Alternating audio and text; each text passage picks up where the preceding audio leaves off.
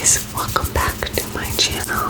I had recently moved, so I haven't been able to record and upload a video in a couple of weeks. Tonight we are going to read an Am I the Asshole Reddit story. So let's get into it.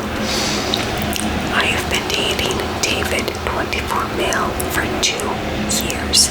He lives about 20 minutes away. He has told me he resents the fact that my parents paid for my schooling, which is partially true. They cut me a check after I graduated. I worked long hours and got scholarships, loans to help pay for it. I didn't even know they had a college fund for me. He also has said he hates how spoiled I can be. I moved into my grandmother's house 3 years ago. My mom hates the house since it is not the prettiest home. She let me live there. She then signed the house over to me when she moved across country for work. I have a full-time job with good benefits and have worked my ass off to pay my bills. I save money and fix up the house. Most of my spare time is done making the house as nice as possible. I even installed a wood floor myself. Good for you. David says I don't know how to work hard, but I have a 40 to 50 hour weeks and have a high energy job. I have told him the comments were not appreciated and he stopped, but he has made snarky comments a few times. Throw the whole man away. I do love David, but sometimes he can get carried away trying to be the life of the party. David asked if he could have some friends over to my house. It was supposed to be a surprise gathering for his friend Mike. It was a cake, some pizza, a few beers, and presents, so pretty casual. I knew all the people he was inviting, and he told me he would clean up. Then he asked if I would go out for the night, so he could have the house to himself. I told him I was not comfortable with that and I didn't want to leave my own home. I asked why I couldn't be there. He didn't have a real answer and said he just wanted to feel like he had his own place. It was a pretty sketchy reply and I told him I wanted to socialize with Mike as well. I like beer. I like pizza. I love cake. Same girl, same. David acted like he had the right to think about it. I told him that I was either going to be included or he could find somewhere else to party. He told me I was being controlling. He said I should trust him. I said my house, my rules, which might have been a pretty bitchy thing to say, but I didn't see why I had to vacate my own home on a Friday and go somewhere when there would be people I liked and who liked me at my house. I knew Mike before I knew David, and we are still good friends. Plus, there were going to be other girls there, so it was not like he wanted a guy's night. Even then, I didn't think I needed to leave. He could do it at his own apartment. I then told him that I wanted everyone to leave by 10 p.m. The gathering started at 5 p.m., so I thought that was plenty of time. David got so upset he left the room, but he eventually told me that he would respect my rules, even though I was acting like his mom. He then told me he resents that I have to remind him to be an adult. Friday comes and it is a fun time. We shoot the shit. There are 8 people total. Everyone minus Mike and his wife leave at 9:30 to 10 p.m. Everyone pitches in to clean up. Mike thanks me for the party and his wife is asking if I want to hang out another day. David's phone rings and he answers it. He starts talking like, sure man, and come on in. I hear what sounds like a horn honking and then a car pulling up.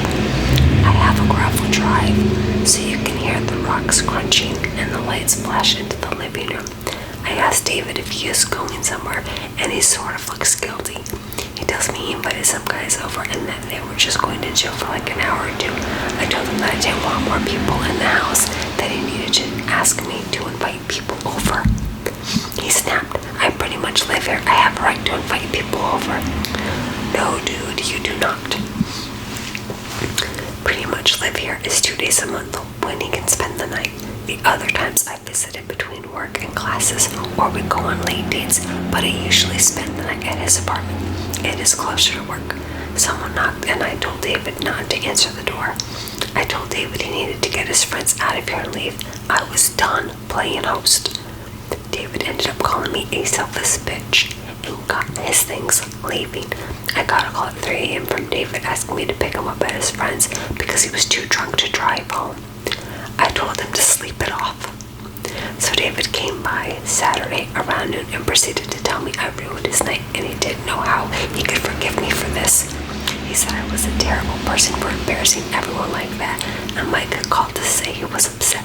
How could I do that to him? How could I be so selfish? Then he told me, we will live here one day, so you should get used to having my friends over. I told my friend and she said I probably ruined a good time and said I had overreacted, but I don't think I did. I didn't want them there. I had shit to do in the morning and didn't want people crashing on my couch, using my house as their whiskey hotel. I am tempted to break up with them over this.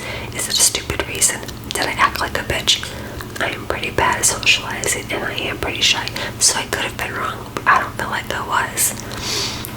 TLDR, my boyfriend says I ruined his friend's party. Was I wrong? Relevant comments. Oh, another OP explains the 10 p.m. cutoff and her dislike of alcohol. I said to another person, I worked 54 hours this week. I am in bed at 9 p.m. most nights and up at 6. I understand she's so young and she should let people crash on her couch, but I am introverted.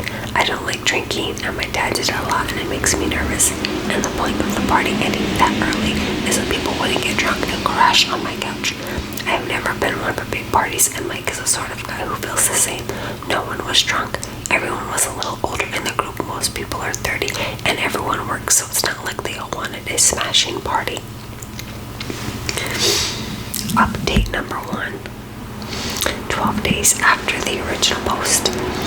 I was asked to give an update, so here it is. I called Mike and asked him if he spoke with David. He said he did, but that it was maybe 5 minutes. They made plans to go golfing, but Mike turned him down because he felt uncomfortable with how David was acting. It was not even about the party. He told me the last time he went out with David, they went to a bar with some of David's work friends, which included a few of the younger girls at his work. I have no problem with this, and David did not cheat. The girls, however, were pretty wild and got smashed. David did not want to leave the bar, so he called some friends to pick them up. Then he took Mike over to his friend's house. These were some of the same guys he tried to get over at my house. Mike ended up leaving because they were making crude jokes about Mike's wife and were smoking pot. He said the way David treated him made him feel uncomfortable, and the party had been the last straw because David spent the time he wasn't with me complaining about how immature and stupid I was. Mike said we were cool and he would love to hang out with me another time, but he needed to stay away from David. It seemed pretty much to me, if David is still your boyfriend, peace out. I ended up inviting 2 friends over for lunch on Sunday last, and we talked about David for almost 3 hours. I told them everything about the party and the way he had been treating me. I repeated some of the things he said, and it all just kind of clicked. I didn't want to be with someone who was a total child. I felt oddly liberated thinking that, and my new stress just slipped off. I knew in that moment that I wanted nothing to do with him again. I was done and it was time to end it, I guess. Deep down, part of me had already been letting go after the party. David ended up texting me while my friends were over asking if he could borrow my gas card. I have never let him take cards for me to use because I feel like this is asking for trouble, even with people I've known a long time. I told him he should come by and we could talk about it. My friends insisted on staying to offer moral support, but would be in the next room. It was actually easier than I thought it would be. He came in, asked for the card, and I told him that it was over. He was not getting the card, and I never wanted to see him again. I told him to keep the $200 he owed me. I didn't need it. He told me he wanted his movies back. I gave them to him, and he left. 2 days later, he texted and called me about 3 times asking for me back. He needed me. He loved me. He wanted to be with me.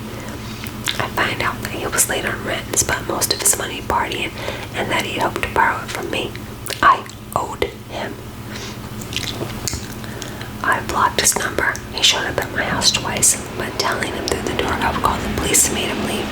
I have yet to see him again. I'm not sure what is going on in his life, but fuck him. So that is the update. I am now single, focusing on work. I have plans to take a trip. Someone is watching my house for me and knows not to let him in. My friend Amelia and I are going to the mountains. I got a facial and massage. The tension was pretty thick, and Marcus cut right through with his magic hands. And I am now a redhead. Yay for redheads. I have also had the locks change and arranged to see a therapist. I have taken extra shifts at work and gone out with friends. I have a gathering in a few days with some other friends, Mike included. It feels nice, but I'm sure at some point when the victory is worn off, I will likely have a good cry about it. But yeah, that is pretty much it. TLDR, I am free. Final update.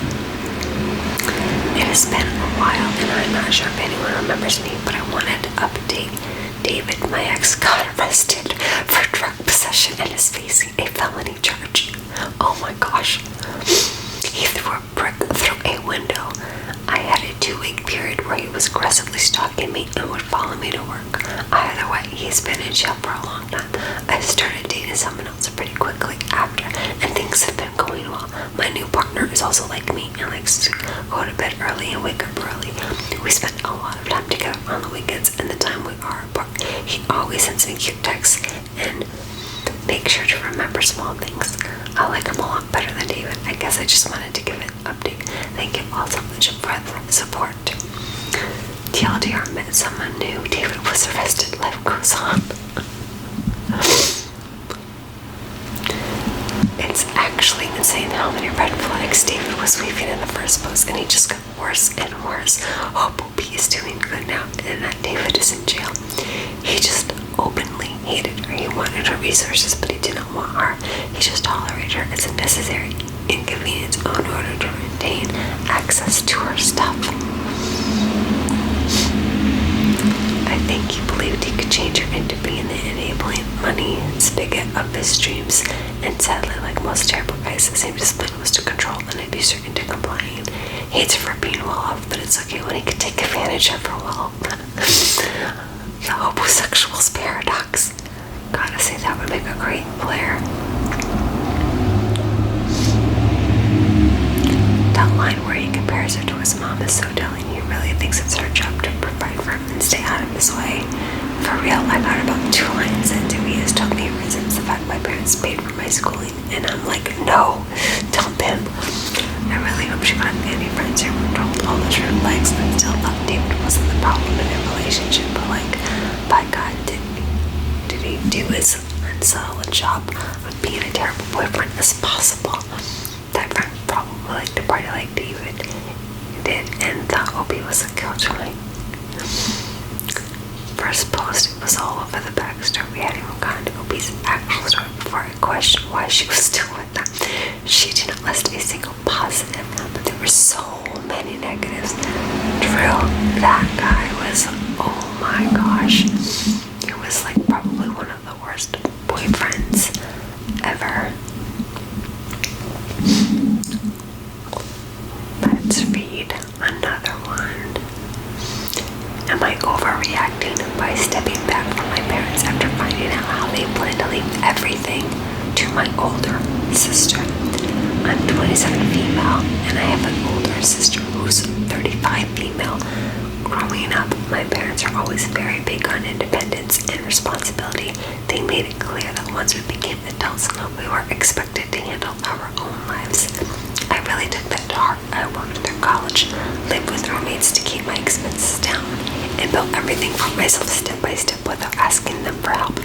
It wasn't always easy, but I'm genuinely proud of where I've ended up. I have a stable career now. I'm in a good relationship, and for the first time in a long time, my life feels steady. My sister's path has been very different. She's never really been able to get fully settled. She has tried a few different jobs over the years, but nothing has really stuck. There always seems to be some new issue. For some reason it doesn't work out.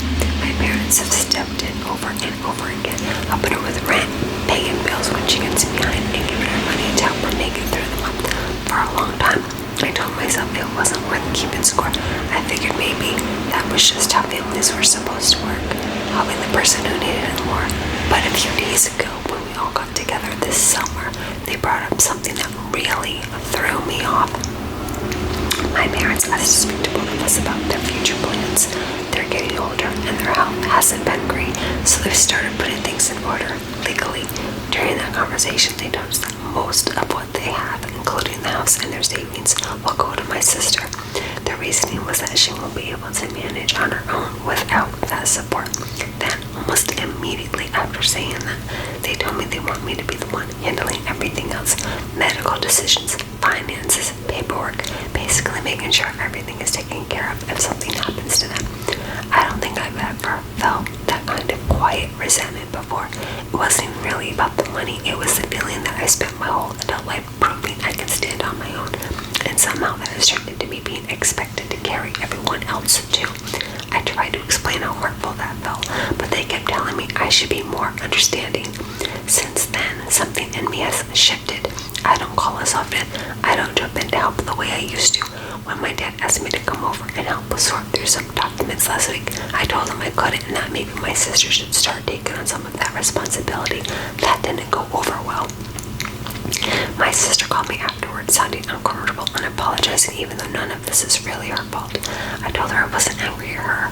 I was hurt by the way her parents are treating us differently. Now everything feels tense. Every interaction feels careful and straight. I feel guilty abandoning them, but it's unfair. I take all the responsibility while my sister gets all of the support. Am I overreacting? Commenter 1. Not overreacting. If they are leaving everything to her, then she needs to step up and do the hard part, because trust me when I say trying to take care of aging parents is hard. They will, commenter 2, they will give everything to older sister who will piss it away and still expect little sister to help her out of the mess. Everything should go into a trust and nobody should be the responsible party. Commenter 3, decline to be power of attorney, being designated as medical, durable power of attorney, etc. If they still name you as executor of their will, you do not have to accept it. Say no. Maybe they need to sit down with a lawyer and a financial advisor and set up a legal trust for sisters so you don't need to be involved at all. You have every right to feel like you do. Commenter 4, not overreacting. They're telling you that you should do all the work and then let your sister take all the money and property. And that won't be the end of it. I bet you'll have to help your sister when she blows through the money and can't afford the house. I would go no contact if the sister is getting the bulk of the inheritance, then she needs to do the work and step up. I think it's imperative that you take a large step back. Your parents created a monster not really capable of surviving on her own, and they're setting you up to be her parent once they're gone. Update. Am I overreacted by stepping back from my parents after finding out how they plan to leave everything to my older sister? So after reading through all the advice and messages, I realized the sooner I step back from the situation, the better it would be for me. I called my parents today and tried to explain how I felt. Part of me still hoped they might understand, even though I knew they probably wouldn't. I gave specific examples how I've supported myself since college and never asked them for financial help, while they've consistently stepped in for my sister when she struggled. I brought up the estate conversation too. It hurt to hear that most of what they will go to her because she needs it more, while I'm expected to take on all the responsibility, medical decisions, finances, paperwork when things get difficult. It made me feel like my role in the family is based on what I can handle, not how I'm valued as their child. They didn't really let me finish. They kept interrupting and repeating that I'm independent and capable, and that my sister isn't, so this is just how it has to be. When I said it still felt unfair, they got defensive and told me not to expect anything from them. At one point, they even said that if I truly cared, I should be helping more with my mom's care. That was the point where something clicked for me. Being capable doesn't mean I don't have limits, and it doesn't mean I should carry everything. I told them I couldn't accept a situation where I'm excluded from support, but expected to take on all of the responsibility. I said they they should completely remove me from their will and any roles like executor or medical power of attorney. I don't want anything from them financially or otherwise. I also told them that they should plan accordingly, whether that means hiring help or making other arrangements, because I'm no longer willing to take that on. The call ended badly. There was a lot of yelling and crying, and I eventually hung up, but afterward, I felt something I hadn't felt in a while. Relief, like a weight I didn't even fully realize I was carrying, is finally gone. I have a good life, I have a supportive partner, a stable, and I'm preparing to start my PhD. We're even talking about starting a family. For the first time, I feel like I can focus on my own future without this constant sense of obligation hanging over me. I don't know what happens next with my parents, and I'm sure things will stay tense for a while, but for now, I feel at peace with the boundary I set. TLDR, I stepped away from the responsibility they expected me to carry and chose to prioritize my own life.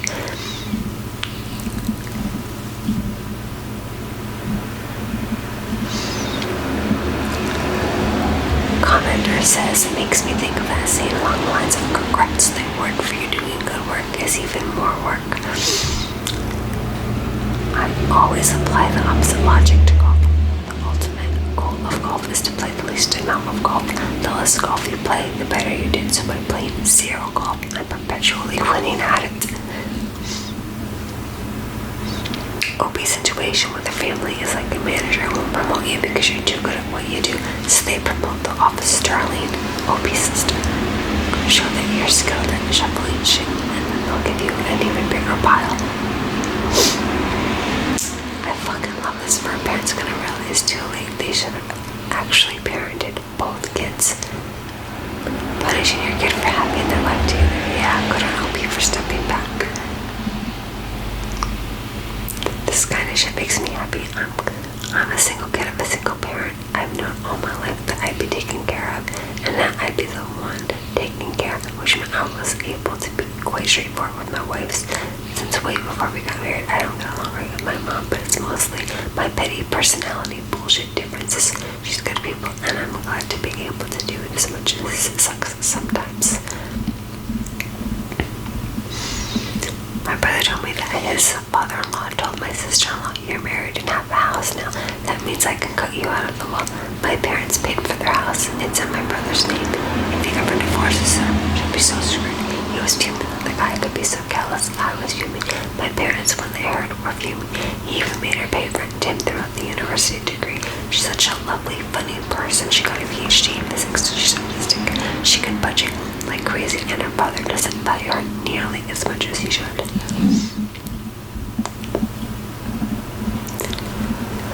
And I think that is where I am going to leave you guys. I'm getting tired, and I want to take a shower and go to bed soon. Have a wonderful day or night, whenever you guys